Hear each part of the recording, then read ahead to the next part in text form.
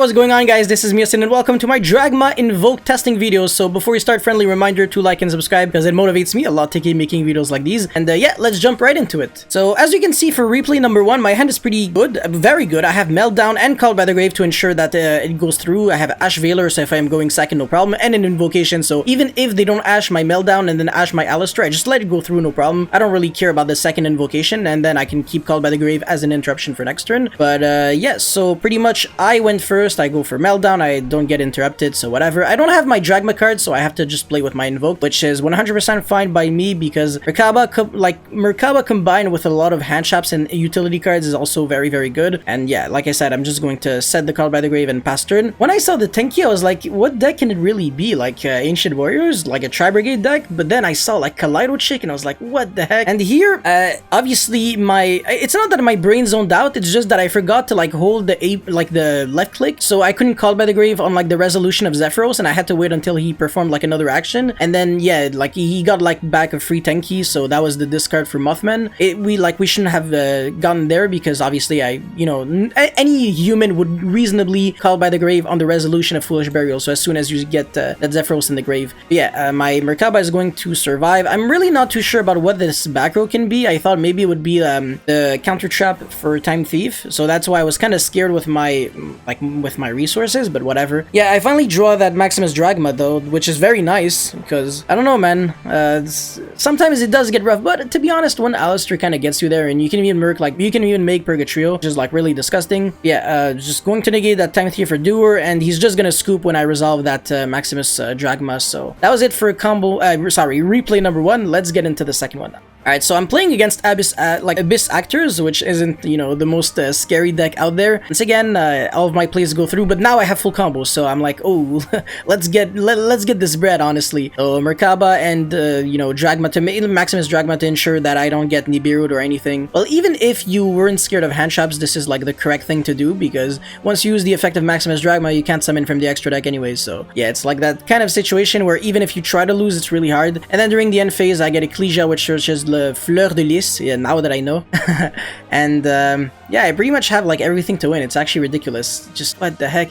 Called by the Grave, Ash, oh my god, how do I lose? But yeah, this field spell is also very annoying because if he sets like something and then I use a monster effect, the effect is transformed and I have to pop his spell or trap. And all of the Abyss Actor spells and trap, they kind of act as like Waking the Dragon in a way. One of them draws until you have like 5 cards in the hand. It's just ridiculous. So I have to like be very careful with the way I play. I didn't know that Comic Relief was like permanent, so I thought like the steal effect was just like until the end phase. So I was like, oh shit, he has a win that it shouldn't be there. So I randomly used Fleur de Lys during like his end of main phase when I could have used it during my own main phase, because I thought like Winda would go back to my field, so I just wanted to special summon on his turn, then like get back the Winda, but it didn't work like that. So yeah, just read cards before you actually commit to plays, because I don't know, it's just a really stupid way to lose. I mean, obviously it's really hard to lose in the position that I am right now, unless I randomly went like Entis pop his back row, and depending on like which back row it could have been, like especially when he's sending like Waking the Dragon targets, it's really stupid to pop a back row.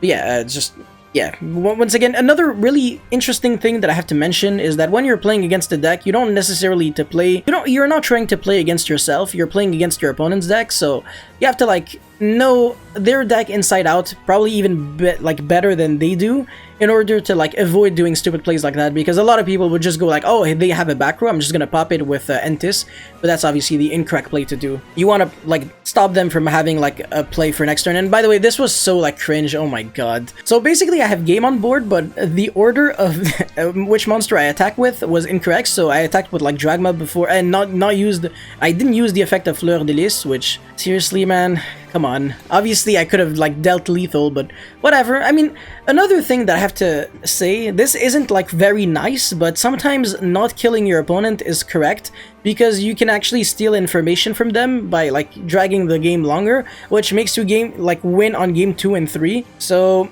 it doesn't happen too often, but sometimes you have the choice between OTKing your opponent or setting up like multiple interruptions and then like, I don't know, like hand looping your opponent on like a game 1, for example. Yeah, when you don't know what your opponent's playing, you really want to drag on the game slightly longer and to, I don't know, get that information instead of just getting rid of it and then not having like an advantage for game 2. It does come up though sometimes. That's why I'm saying it. Anyways, yeah, I win. It's that simple. So, replay number 3 will be against the same guy. So, yeah, let's get to it. Alrighty, so now I'm going second, but my hand is like the crack. So I have Nadir, Alistair, Ashe, Maximus, Dragma.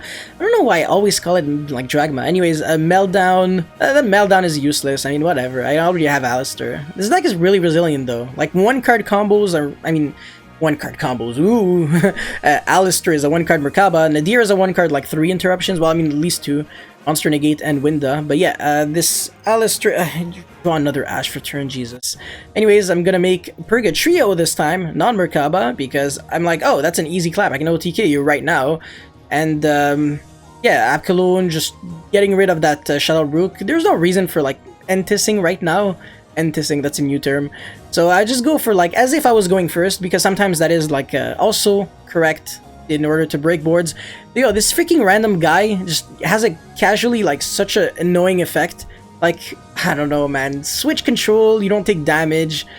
Anyways, another really stupid thing, the order of attack. Like Purga Trio should have attacked like the monster, like the Link monster first, because I can't deal damage on this, so it would have been like 100 extra damage. Once again, obviously it didn't matter, but still, it's just always good to learn instead of repeating the same mistakes. But yeah, that's it about that's it against the Abyss Actor player. Let's jump into replay number 4. Yeah. Alrighty, my hand is like the crack, like actually insane. Alistair, Maximus, Ashe, Phaler, and Desires. Always keep Desires for last, because if you Desires banish Shadow Rook, well, it's as if your entire combo did nothing. Well, I mean, did nothing. It's still good, but not good enough. Yeah, I'm going to discard the Veiler because it's the least, you know, generic hand trap. I mean, Ashe is very good, and I can't discard the Rook because I don't have anything else to like pitch the Construct to get it back. So yeah, during the end phase, I go for, I mean, yeah, I don't think I could have Ecclesiat Search.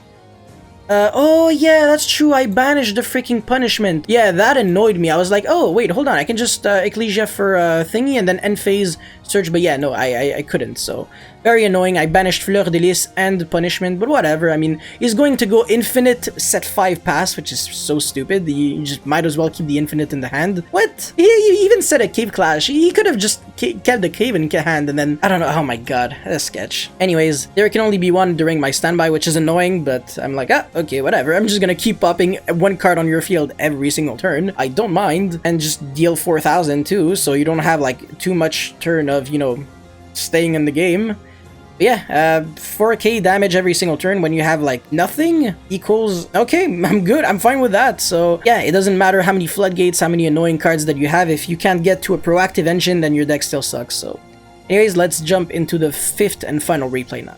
Alright, so this is probably my favorite replay, even though the opponent didn't really play perfectly. I say this a lot. I'm so sorry if you're watching this. I don't mean like any disrespect, it's just there's a lot of misplays that could have been like avoided. I'm not gonna pretend like I play against people who play perfectly, and I'm not going to pretend like I play perfectly either.